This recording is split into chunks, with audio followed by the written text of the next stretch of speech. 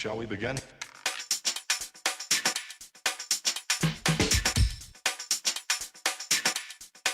Let's begin now.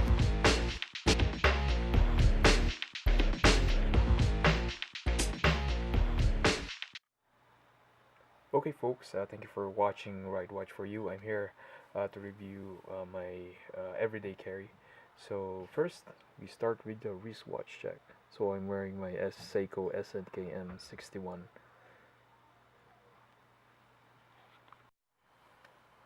Okay, folks, so what we have here, I have my Heuer F1 watch, my Hattori Mini 3 LED flashlight, and a Gerber pocket knife. Let's start with the Hattori flashlight. So it has a red button here, black, and there's a mini clip here. So let's see how it works. You can pull this thing out, put it in, lighting. This flashlight had like three options: uh, slightly dimmer light and the strobe light.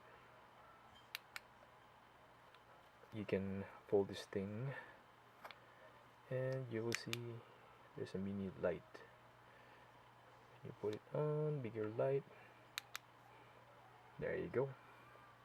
And my F1, I changed the band with a letter.